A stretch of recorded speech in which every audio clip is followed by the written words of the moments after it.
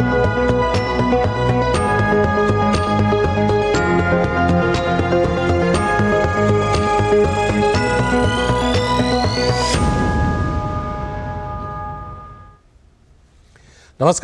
DD news पर आप देखना शुरू कर चुके हैं हमारी खास चर्चा का प्रोग्राम। मैं हूं लाल चंद्र सिंह।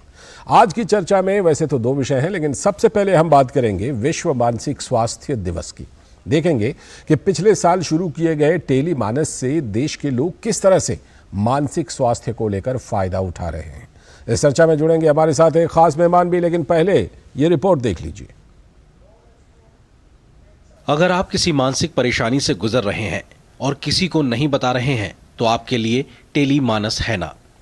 आप बेझिझक टेली मानस पर कॉल कर परामर्श ले सकते हैं और आपकी पहचान भी गुप्त रखी जाएगी। विश्व मानसिक स्वास्थ्य दिवस के मौके पर केंद्रीय स्वास्थ्य मंत्री डॉक्टर मनसुख मांडविया ने टेली मानस का लोगो लॉन्च किया। पिछले साल मानसिक स्वास्थ्य दिवस के मौके पर टेली मानस सेवा शुरू की गई थी और अभी तक 3,50,000 से अधिक लोगों को परामर्श दिया जा चुका है और वर्तमान में 44 टेली मानस सेल के जरिए हर दिन 2,000 से अधिक कॉल हेल्पलाइन पर सुने जा रहे हैं। टेली मानस का हेल्पलाइन नंबर है 14416 और 180089144116। Ayushman Bharat health and wellness केंद्रों के शुभारंभ के साथ प्राथमिक स्वास्थ्य सेवाओं के साथ मानसिक स्वास्थ्य सेवाओं का एकीकरण एक प्राथमिकता बन गया है। देश भर में पूरे 1.6 lakh Ayushman Bharat health and wellness centre के माध्यम से मानसिक स्वास्थ्य, न्यूरोलॉजिकल बीमारियां और मादक द्रव्यों के सेवन संबंधी विकारों के लिए सेवाएं प्रदान की जा रही है। टेली मानस पर 74.4% कॉलर्स 18 से 45 आयु वर्ग के हैं, जिनमें से 55.8% पुरुष और 44.2% महिलाएं हैं। जानकारों का मानना है कि यह आंकड़ा दिखाता है कि युवा वर्ग में भी डिप्रेशन, एंजाइटी जैसी समस्याएं बढ़ रही हैं और उनको समर्थन की जरूरत है। मंत्रालय की टेली मानस की ये पहल उन लोगों के लिए फायदेमंद है जो अपनी बात किसी से कहने से हिचकते हैं। टेली मानस को ई संजीवनी से भी जोड़ा जा रहा है। टेली मानस सेवा में बेहतर काम करने वाले राज्यों को सम्मानित भी किया गया। सभी राज्यों और केंद्र शासित प्रदेशों में 24 घंटे टेली मानस स्वास्थ्य सेवाओं के माध्यम से यूनिवर्सल, सुलभ, किफायती और गुणवत्तापूर्ण मानसिक स्वास्थ्य देखभाल की सेवाएं आज लोगों तक पहुंचाई जा रही हैं। Nitendra Singh, DD News, Delhi.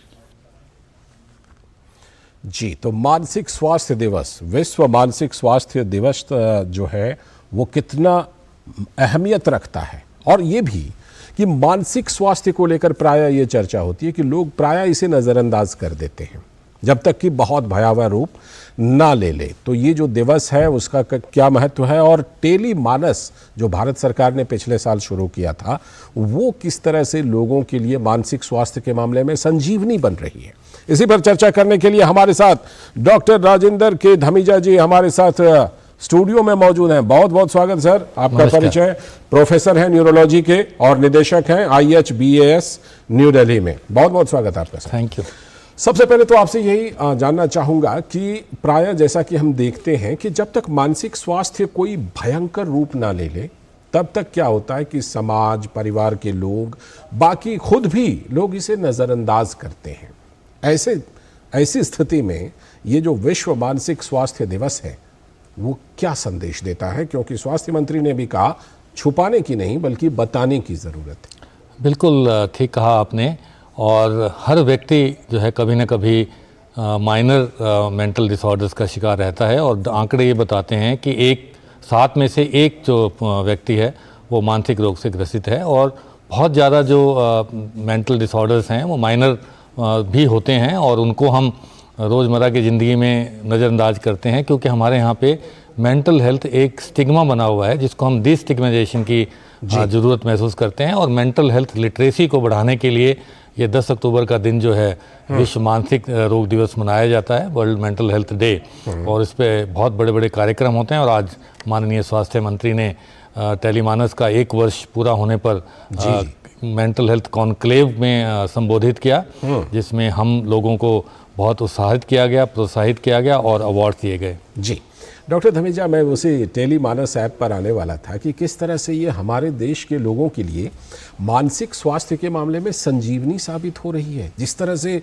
3.5 लाख से भी ज़्यादा लोगों ने संपर्क किया एक साल में, इसके पहले तो ये पता भी नहीं लगता था कि इतने लोगों के साथ इस तरह की कोई समस्या है। अब कम से कम ये पता लग रहा है कि 3.5 लाख लोग फ़ोन करके और इस पर मदद ले रहे हैं। बिल्कुल, आई थिंक टेलीमानस जो है वो गेम चेंजर है पिछले एक साल में, और ये माननीय प्रधानमंत्री की पहल थी और माननीय वित्त मंत्री ने पिछले बजट में इसका अनाउंसमेंट किया और उसके बाद ऑनरेबल प्राइम मिनिस्टर साहब ने इसका एक पोस्ट बजट वेबिनार भी लिया और 10 अक्टूबर 2022 को पूरे देश में इसको लागू किया गया। और ये 51 जो हैं सेल जो हैं उन पे ये परियोजना है जिसमें 44 सेल फंक्शनल हैं, जिसमें दिल्ली भी एक है जो स्टेट सेल हम चलाते हैं इभास में, institute of human behaviour and allied sciences में।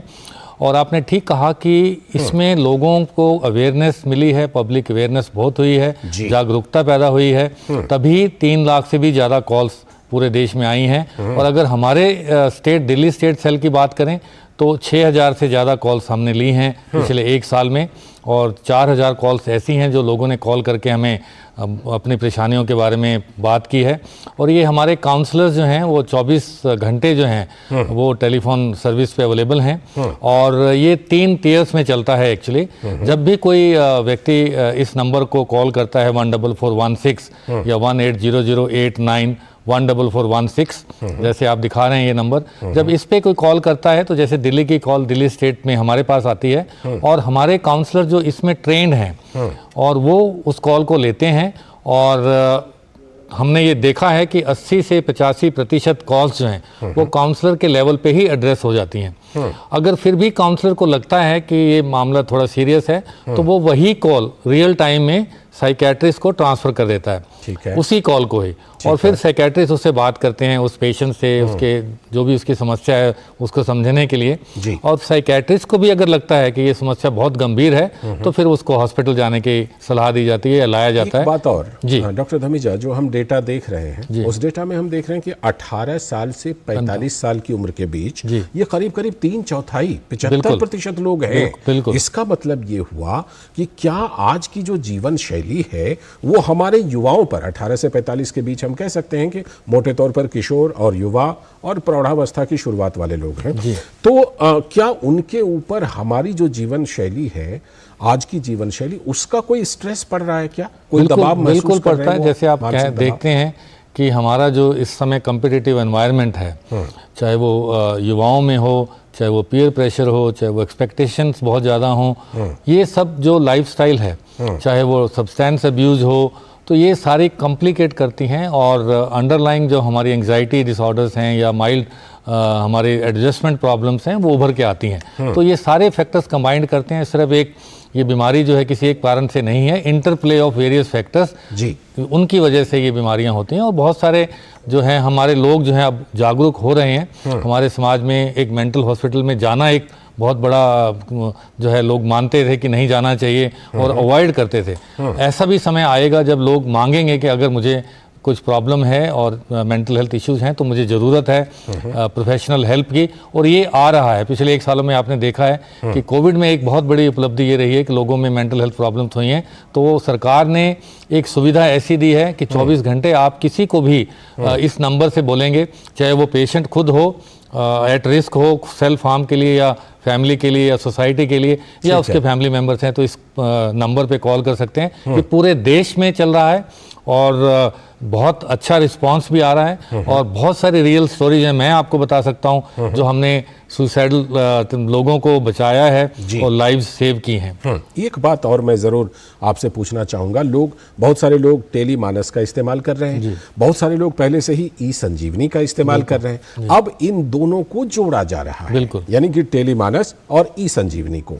तो अब जो हमारे जो भी फ़ायदा लेने वाले लोग हैं उनको किस तरह से इस पहल से और आसानी से फ़ायदा मिलेगा, ज़रा उसके बारे में ज़रूर हमारे दर्शकों को। ई संजीवनी जो है वो पहले से एक प्लेटफॉर्म चल रहा था टेलीमेडिसिन का, कोविड के टाइम से इसे, तो ये एक सुविधा जो दी गई थी जब रिस्ट्रिक्शन ऑफ मूवमेंट थी और लोग नहीं आ रहे थे हॉस्पिटल में, तो ई संजीवनी एक प्लेटफॉर्म के माध्यम से टेलीमेडिसिन जो है वो सुविधा उपलब्ध कराई गई थी।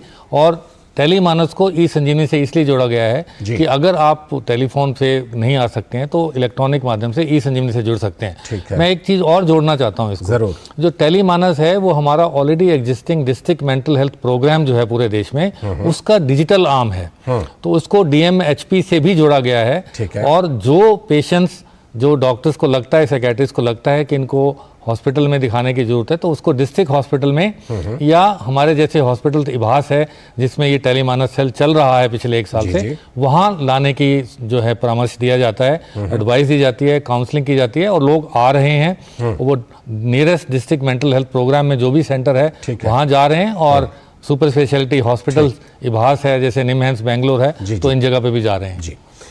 बहुत बहुत धन्यवाद आपका, जितना महत्वपूर्ण जानकारी जितनी आपने दी हमारे दर्शकों को, और ख़ास तौर पर एक ऐसे विषय पर जिस पर कि हम देख रहे हैं कि बहुत सारे लोग, ख़ास तौर पर युवाओं में इस तरह का तनाव है, तो वो ज़रूर इसमें सहायता ले सकते हैं। बहुत बहुत धन्यवाद स्टूडियो में आने के लिए। बहुत शुक्रिया मुझे यहाँ पे बुलाने का, और मुझे उम्मीद है कि आपके इस कार्यक्रम के माध्यम से ये लोग जो है इस सुविधा का फ़ायदा उठाएंगे और हम मेंटल हेल्थ लिटरेसी को बढ़ाने में और इस स्टिग्मा को हटाने में अपना योगदान दे पाएंगे। एक बार फिर से बहुत बहुत धन्यवाद। अभी वक्त है एक ब्रेक का, और ब्रेक के बाद जब लौटेंगे तो बात करेंगे आज के एक और बड़े मुद्दे की, करेंगे उस पर चर्चा। बने रहिए DD न्यूज़ के साथ।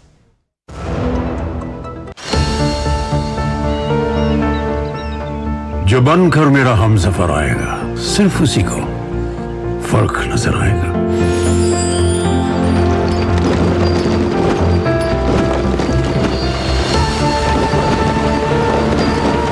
साल बरस और सदी नहीं, एक युग गुजर जाएगा। उम्र न पूछो वंडर की, जब फर्क नजर आएगा। वंडर सीमेंट, फर्क नजर आएगा। मैं क्या जी, सब जानते हैं, जहां दिखे मारियो, अपना समझ के खा लियो।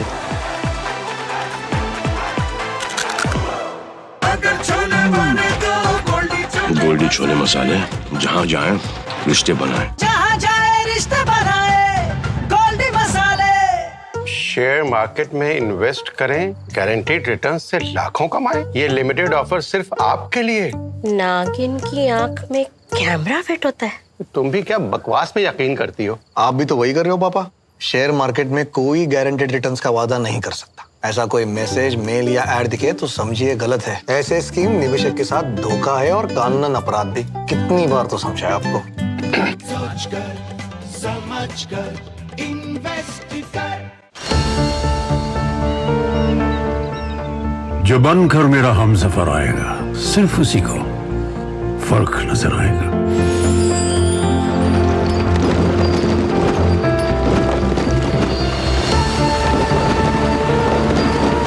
साल बरस और सदी नहीं, एक युग गुजर जाएगा। उम्र न पूछो वंडर की, जब फर्क नजर आएगा। वंडर सीमेंट, फर्क नजर आएगा।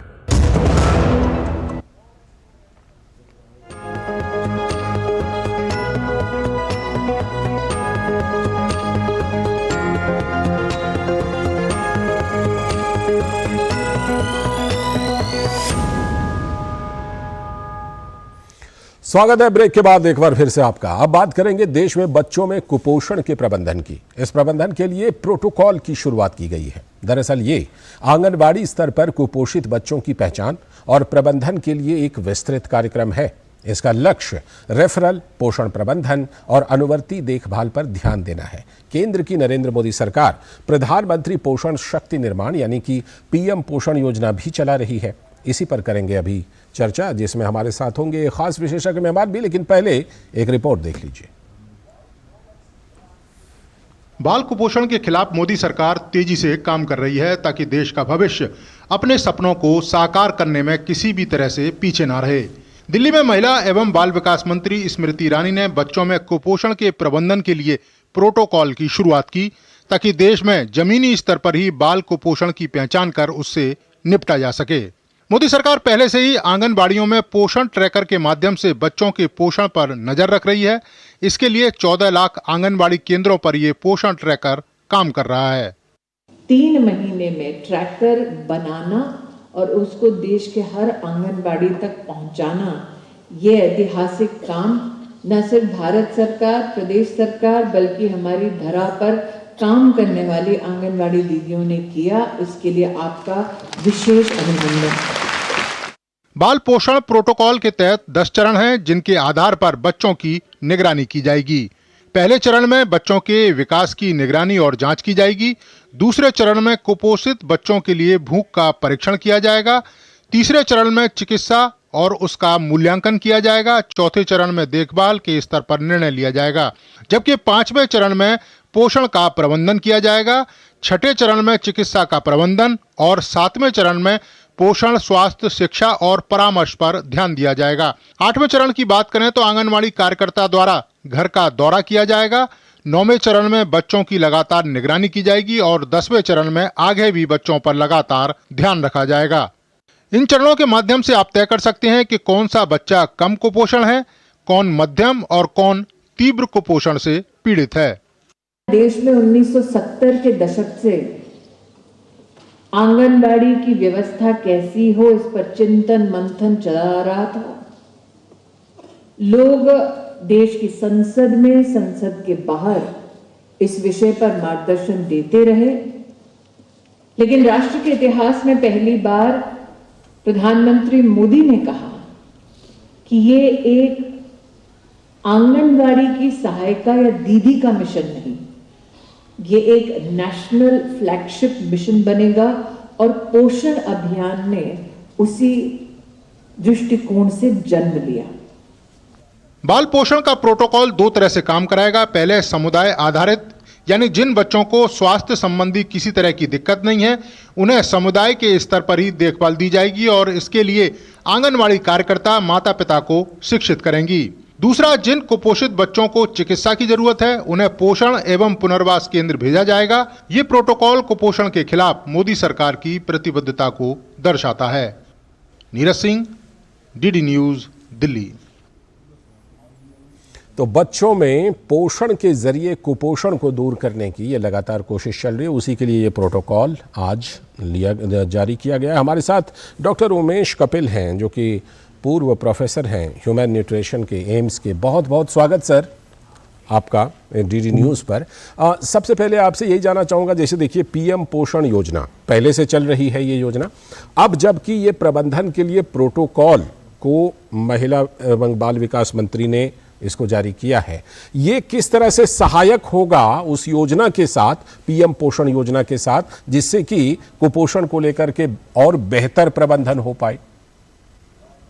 देखिए, जहाँ तक प्रोटोकॉल की बात है, वो एक बहुत ही इम्पोर्टेंट अध्याय है, क्योंकि इसके साथ साथ जो गाइडेंस मिलता है आंगनवाड़ी वर्कर को कि किस तरीके से कुपोषित बच्चों को मैनेज किया जाए, जैसे उनका चिन्हित करना, उनका भूख की मतलब कि परीक्षा करना, कितना वो खा पाते हैं, उसके बाद उनके अंदर क्या बीमारियां हैं इसके कारण जो उनको खाने में तकलीफ है या वो नहीं खा पाते हैं। ये जो गाइडलाइंस बनाई गई हैं 10, ये बहुत ही इम्पोर्टेंट है जी। और इन गाइडलाइंस के हिसाब से अगर आंगनवाड़ी वर्कर काम करेंगे तो डेफिनेटली इसमें बच्चों का जो कुपोषण है वो कम होगा। एक बात और भी है कि कुपोषण सिर्फ पोषण से ही नहीं होता जी, क्योंकि कुपोषण के साथ साथ काफी सारी और भी चीजें हैं, जैसे घर के अंदर बच्चों के अंदर डायरिया होना, बच्चों में रेस्पिरेटरी इन्फेक्शन होना, बच्चों में बुखार होना, उनका पानी का साफ नहीं मिलना, ये जो चीजें हैं सब चीजें कंबाइन होने के बाद ही बच्चों को कुपोषित बनाती हैं। कई बार बच्चों के अंदर एक के बाद एक माँ को 2 बच्चे हो जाते हैं 1 साल के अंतर्गत में या 18 महीने के अंतर्गत में, तो माँ उन बच्चों को पूरी तरीके से देखभाल नहीं कर सकती है। पर पोषण एक बहुत ही इम्पोर्टेंट पहलू है, इसमें कोई शक नहीं। ठीक है। और ये इसको किस तरीके से दिया जाए, क्योंकि आज की तारीख में हमारे सभी आंगनवाड़ी के अंदर हम लोगों ने एक टैबलेट दे रखी है, कंप्यूटराइज किया हुआ है, बिल्कुल, खाना पूरी तरीके से दिया जाए, हर बच्चे का डॉक्टर साहब ग्रोथ कितना हो रहा है वो देखा जाए। एक खास बात और आपसे जरूर चर्चा करना चाहूंगा कि जैसे अब हम देख रहे हैं कि इस योजना में 18 मंत्रालय शामिल हैं, तो अब क्या इस कुपोषण से जो ये लड़ाई है इसमें पिछले कुछ सालों में हमने ये देखा है कि ज्यादा सफलता मिल रही है कुपोषण के विरुद्ध इस युद्ध में? देखिए ऐसा है कि जैसे बच्चा बीमार पड़ता है तो बच्चे को आप अस्पताल ले जाना चाहते हैं तो उसके लिए ट्रांसपोर्ट की जरूरत होती है। आपको इलाज मिलता है, उसको दवाई समय पे देनी जरूरत पड़ती है। आपको अच्छी सड़क चाहिए ताकि उस रोड के ऊपर जा सके। तो क्या है कि मल्टी सेक्टोरल अप्रोच है। जब तक सारे सेक्टर मिलकर काम नहीं करेंगे तब तक बच्चों के अंदर कुपोषण का संभावना बनी रहेगी। बिल्कुल। सबसे इम्पोर्टेंट बात यह है कि जो हम 17-18 सेक्टर की बात करते हैं, जैसे अगर खेत के अंदर किसान गन्ने की खेती करेगा तो उसके पास खाने को नहीं होगा, उसके पास कैश क्रॉप जरूर होगी, तो उसमें एग्रीकल्चर का काम आ जाता है। ठीक है, वाटर सप्लाई एंड सैनिटेशन से स्वच्छ पानी का आ जाता है। तो काफी सारी चीजें मिलके ही, अगर एजुकेशन डिपार्टमेंट है, अगर माँ का एजुकेशन अच्छा होगा, जैसे हमने केरला में देखा है, तो वहाँ पे बच्चे कम कुपोषित होते हैं, उनको जल्दी पहचान हो जाती है कि हाँ मेरे बच्चे को बीमारी है। तो ये सारी चीजों को मिला के ही हम मल्टी सेक्टर के साथ ही हम आगे बढ़ सकते हैं बच्चों में कुपोषण कम करने के। बिल्कुल, और ये हम आगे बढ़ भी रहे हैं और कामयाबी मिल भी रही है और उम्मीद करते हैं कि आगे चल करके और ये कामयाबी हमारी बढ़ती जाएगी और जो ये कुपोषण के खिलाफ पोषण के ज़रिए जो हम मुकाबला कर रहे हैं इसमें हमें और गति मिलेगी। बहुत बहुत धन्यवाद डॉक्टर उमेश कपिल जी जुड़ने के लिए और इस महत्वपूर्ण विषय पर चर्चा करने के लिए। तो आज की चर्चा में हमने ये दो खास विषयों पर चर्चा की। आज की चर्चा में फिलहाल इतना ही। हमारी पूरी टीम को दीजिए अनुमति, लेकिन डीडी न्यूज़ पर खबरों और कार्यक्रमों का सिलसिला लगातार जारी है। नमस्कार।